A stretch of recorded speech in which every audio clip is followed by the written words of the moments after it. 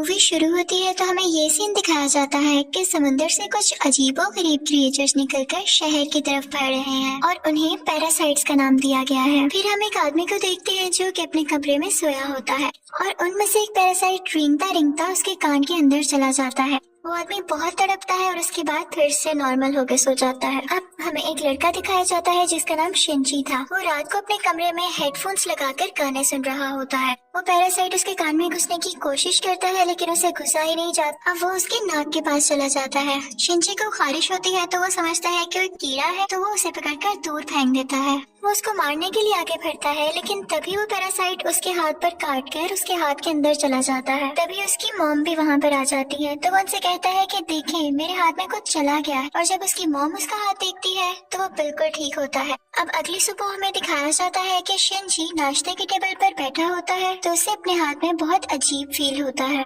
और फिर दूसरी तरफ हमें वो आदमी दिखाया जाता है जिसके कान में स्टार्टिंग में एक पैरासाइट चला गया था। वो अपनी बीवी के सामने आकर खड़ा होता है और अपना मुंह खोल लेता। उसका मुंह बहुत ही खौफनाक और बहुत ही बड़ा था और वो अपनी बीवी का सर अपने मुंह में लेकर अपना खौफनाक मुंह बंद कर लेता है और ये सब उसी पैरासाइट की वजह से हो रहा था। फिर हमें शिनची दिखाया जाता है जो कि स्कूल जाते हुए रास्ते में अपनी दोस्त से मिलता है। वो भी उसमें काफी अजीब हरकतें नोट करती है और जब वो स्कूल पहुंच जाता है तब भी उसके साथ बहुत कुछ अजीब हो रहा था, जैसे उसके राइट हैंड में काफी पावर आ गई हो। वो घर आता है और अपना हाथ काटने की कोशिश करता है लेकिन उसका हाथ मूव करने लगता है और उसे रोकता है और फिर हम देखते हैं कि उसका हाथ एक क्रिएचर में बदल गया है और वो शिनची से बातें भी कर रहा था। फिर हम देखते हैं कि वो शिनची की बुक्स भी पढ़ा करता था और उसका लैपटॉप भी यूज किया करता था क्योंकि वो इंसानों के रहने के तरीके जानना चाहता था। जब इसने शिनची की बॉडी में घुसने की कोशिश की थी तो शिनची ने इसे आगे जाने से रोक लिया था, इसलिए अब ये सिर्फ राइट हैंड में ही था और उसी हाथ को कंट्रोल कर रहा था। ये अपना नाम मिकी बताता है और कहता है कि तुम मुझे कभी मत काट क्योंकि मैं तुम्हें कुछ नहीं कहूँगा, तुम मेरे होस्ट जो हो।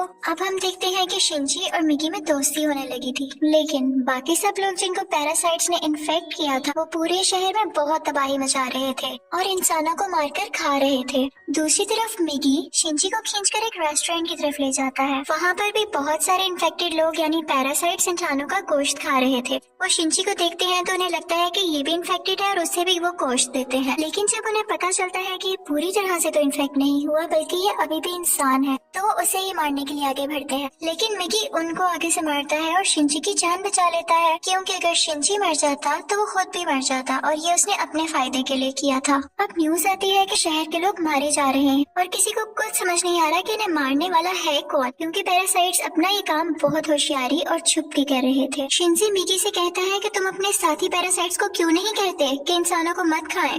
तो मिकी उससे कहता है कि तुम भी तो सब्जियों और जानवरों के गोश्त को खाते हो तो इसी तरह हम लोगों का खाना इंसान ही है तो इसमें बुरी बात क्या है। अब मिकी को पता चल जाया करता था कि उनके आसपास कौन सा पैरासाइट है तो जब शिनची स्कूल जाता है तो वो उसे बताता है कि तुम्हारे पास एक और पैरासाइट और वो कोई और नहीं बल्कि उसकी टीचर थी। वो टीचर जब शिनची को देखती है तो उससे भी पता चल जाता है कि इन्फेक्टेड है लेकिन वो कहती है कि तुम्हें मुझसे डरने की कोई जरूरत नहीं है क्योंकि मैं इंसानों को नुकसान नहीं पहुँचाना चाहती बल्कि मैं उनके तरीके इसलिए पढ़ रही हूँ ताकि इंसानों जैसी क्वालिटीज हमेशा मुझ में रहें। वो उसे दो और पैरासाइट्स के पास लेकर जाती है, एक स्टूडेंट होता है और एक पुलिस ऑफिसर। वो बताती है कि ये पुलिस ऑफिसर मेरा हस्बैंड है और हमारा बेबी होने वाला है और वो बेबी बिल्कुल नॉर्मल इंसान होगा तो हम भी इंसानों की तरह ही रहना चाहते हैं। हम किसी को नुकसान नहीं पहुँचाएंगे, किसी को सरेआम नहीं मारेंगे लेकिन छुप के गोश्त खाना चाहते हैं तो क्या तुम हमारा ग्रुप ज्वाइन करोगे। लेकिन मिकी इस बात को नहीं मानता। अब अगले दिन वही पुलिस ऑफिसर उन लोगों के पास आता है तो मिकी शिनची को बताता है कि ये हमें मारने आया है क्योंकि इसे पता चल चुका है कि उस दिन रेस्टोरेंट में हमने एक पैरासाइट को मारा और इसी के साथ वो पुलिस ऑफिसर इन पर अटैक कर देता है। अब मिकी और शिनची भी बहुत लड़ते हैं और इसको फाइनली मार देते हैं।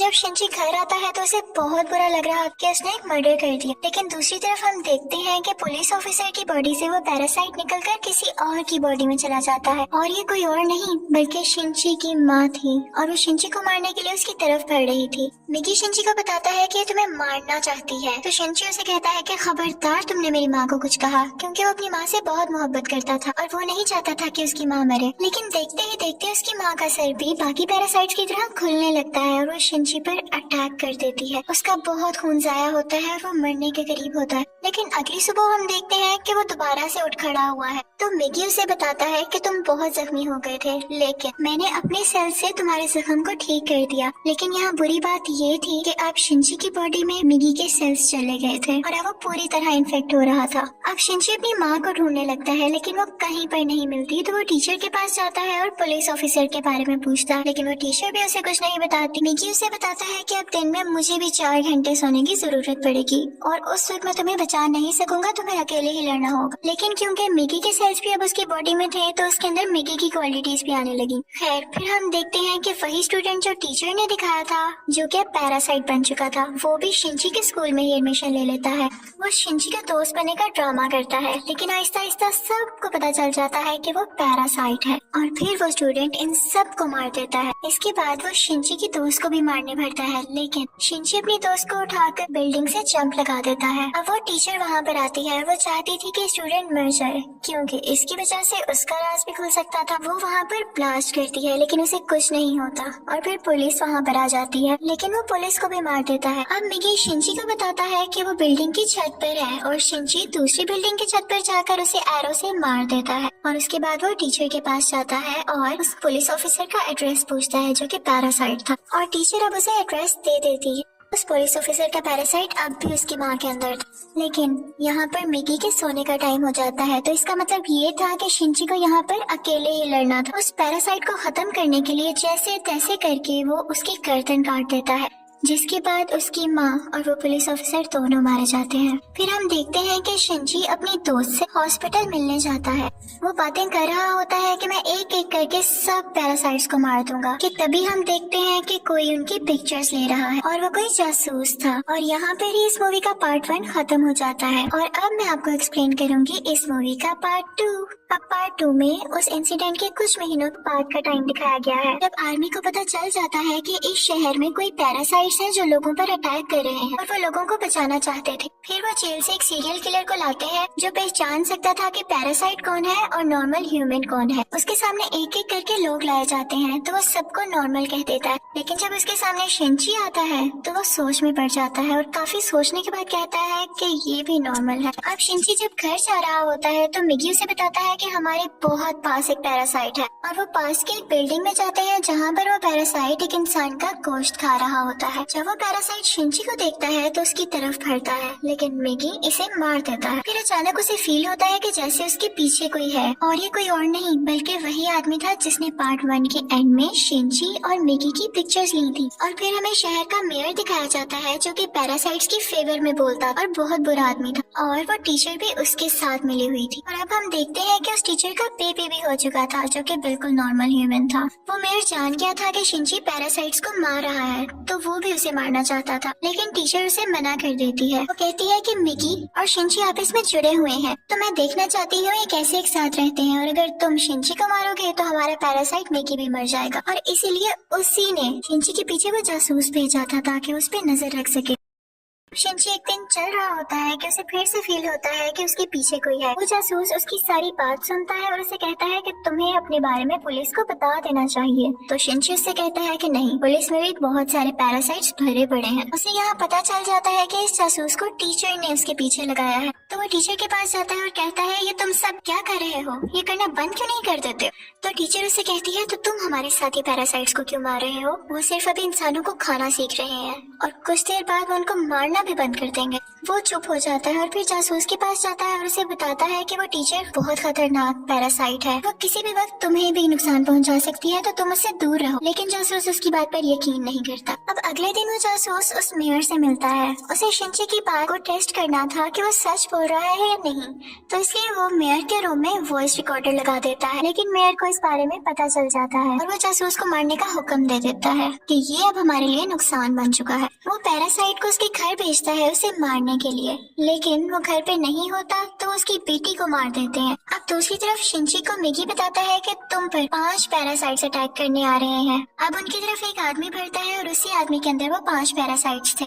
मिगी और शिनची उससे फाइट करते हैं और उसका सर उड़ा देते हैं। उन्हें उन्हें लगता है कि अब ये मर चुका है, लेकिन अभी तो सिर्फ एक पैरासाइट मारा गया था और 4 अभी भी बाकी थे। बाकी के पैरासाइट्स उसके हाथ में आ जाते हैं और उसे कंट्रोल करने लगते हैं। अब वो टीचर मेयर से कहती है कि जब मैंने तुम्हें मना किया था कि तुम उस जासूस या शिंची को मारने के लिए पैरासाइट नहीं भेजोगे तो तुमने ऐसा क्यों किया। अब मेयर यहाँ पर नोट करता है कि उस टीचर के दिल में माँ बनने के बाद इंसानों वाले इमोशंस वापस आ रहे थे, तो इसे बात बिल्कुल अच्छी नहीं लगती। अब उस टीचर को मारने के लिए 3 पैरासाइट्स भेजता है, लेकिन चूंकि वो भी पैरासाइट थी तो उसको पता चल जाता है कि कोई उसे मारने आ रहा है और वो उनको पार्किंग में बुलाती है और उन तीनों से अकेले ही मुकाबला करके उन्हें मार देती है। लेकिन जब वो घर आती है तो वो देखती है कि उसका बच्चा वहाँ पर नहीं है और उसे एक नोट मिलता है जिस पर लिखा होता है कि तुम्हारा बच्चा मेरे पास है और ब्रिज पर मुझसे मिलने आओ। इनफैक्ट वो नोट उस जासूस का था। वो अपनी मरी हुई बेटी का बदला लेना चाहता था टीचर के इस बेबी को मारकर। वो टीचर घबराते हुए शिंची को भी अपने साथ वहाँ लेकर जाती है, तो शिंची उस जासूस को बताता है कि तुम्हें इसे मारकर कुछ नहीं मिलेगा क्योंकि ये बेबी एक नॉर्मल इंसान है। इसी दौरान आर्मी भी वहाँ पर आ जाती है और उन्हें पता चल जाता है कि मेयर ने अपनी बिल्डिंग के अंदर बहुत सारे पैरासाइट छुपाए हुए हैं। अब वो बिल्डिंग से एक एक करके लोगों को निकाल रहे थे और उनमें से जो पैरासाइट था वो उसको शूट करते जा रहे थे। सीरियल किलर भी वहीं पर था और फिर हम मेयर को स्पीच करता हुआ देखते हैं जो बता रहा होता है कि असली मॉन्स्टर्स तो इंसान हैं जो कि पैरासाइट्स को बिला वजह मार रहे हैं। तो वहाँ पर बैठे हुए आर्मी के सब लोग उसे शूट कर देते हैं जिससे उसकी डेथ हो जाती है। तभी वो सीरियल किलर चिल्लाने लगता है कि ये इंसान था, ये तो बस पैरासाइट्स का साथ दे रहा था। लेकिन जब वो पीछे मुड़ के देखते हैं तो वही आदमी उनके पीछे खड़ा होता है जिसके अंदर 5 पैरासाइट्स थे। सब उसे शूट करते हैं लेकिन उसे कुछ नहीं होता। फिर हम देखते हैं कि जासूस उस बच्चे को फेंकने ही वाला होता है। टीचर जब ये देखती है तो अपने बच्चे को बचाने के लिए उसे मजबूरी में पैरासाइट बनना पड़ता है। वो अपना एक हाथ निकालकर जासूस की चेस्ट में घुसा देती है जिसकी वजह से सबको पता चल जाता है कि वो एक पैरासाइट है। पुलिस उस पर मुसलसल शूट करने लगती है और वो जान गई थी कि अब उसकी जान नहीं बच सकती, तो वो अपना बेबी शिंची को पकड़ाने आती है। जैसे ही वो बेबी शिंची को पकड़ाती है बहुत ज्यादा गोलियां लगने की वजह से उसकी फौरन डेथ हो जाती है। यहाँ पर शिंची को अपनी माँ भी याद आने लगती है और उसमें इंसानों वाली फीलिंग्स दोबारा से आने लगती है। अब पुलिस शिंची को अपने साथ इन्वेस्टिगेशन के लिए ले जाती, लेकिन साथ ही उन्हें खबर मिलती है कि उस पैरासाइट ने जिसके अंदर 5 पैरासाइट थे आर्मी को मार दिया है। तो शिंची फौरन से कार लेके वहाँ पे जाता है और वही पैरासाइट उसकी कार को रोककर उसका एक्सीडेंट कर देता है। अब वो जंगल में चला जाता है और मिगी से कहता है कि जब तक तुम मेरे साथ हो उसको पता चल जाएगा कि हम कहाँ हैं, तो तुम मुझसे अलहदा हो जाओ प्लीज। इसी के साथ वो पैरासाइट फौरन वहाँ आ जाता है और उन पर अटैक करने लगता है। अब क्योंकि शिंची और मिगी की काफी दोस्ती हो चुकी थी तो मिगी अपनी कुर्बानी दे देता है, यानी अपनी जान सेक्रीफाइस कर देता है,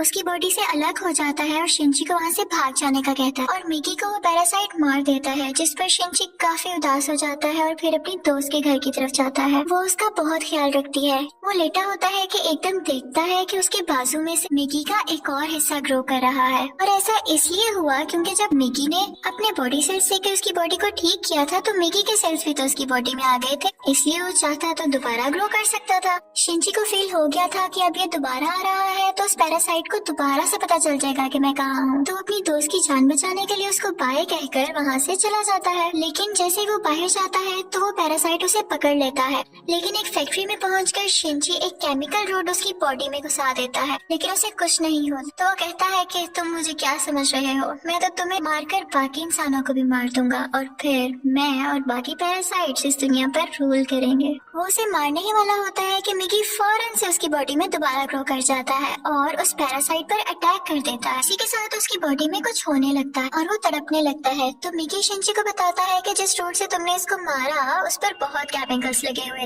और अब पैरासाइट्स इसकी बॉडी में नहीं रहना चाहते और एक एक करके सब पैरासाइट्स उसकी बॉडी छोड़ देते हैं और अब सिर्फ उसकी बॉडी का ढांचा बाकी रह गया। तो शिंची वो उठाकर नीचे आग में फेंक देता है जिससे फाइनली उसकी डेथ हो जाती है। अब हमें काफी दिन बाद का टाइम दिखाया जाता है जब सब कुछ नॉर्मल हो चुका है। तो मिगी शिंची से कह रहा होता है कि अब जैसा कि इस दुनिया में कोई भी पैरासाइट नहीं रहा तो हमें भी साथ नहीं रहना चाहिए, मैं तुमसे अलग हो जाऊंगा। लेकिन शिंची उसे मना कर देता है तो मिगी खुद ही अपने आप को खत्म कर लेता है और शिंची का हाथ वापस से अपनी फॉर्म में आ जाता है, जिस पर वो काफी उदास हो जाता है और मिगी को मिस करने लगता है। अब हम देखते हैं कि काफी टाइम गुजर गया है और शिनची और उसकी दोस्त अच्छी जिंदगी गुजार रहे थे और वो उस टीचर के बेबी से भी मिलने जाया करते थे कि अचानक हम देखते हैं कि वो सीरियल किलर वापस आ गया था और वो शिनची की दोस्त को किडनैप कर लेता है। वो उसके कान में कहता है कि असली मॉन्स्टर इंसान है, लेकिन शिनची की दोस्त उसे कहती है कि असली मॉन्स्टर तो तुम हो, तुम लोगों को मारते हो। तो इस बात पर वो सीरियल किलर उसको बिल्डिंग से नीचे धक्का दे देता है, लेकिन शिनची फौरन से जाता है और अपना हाथ लंबा करके उसे बचा लेता है और यहाँ पर उसे फील होता है कि उसकी मदद यहाँ पर मिगी ने की है। और यहाँ पर मूवी फाइनली खत्म हो जाती है, यानी पार्ट 2 भी। Thank you for watching.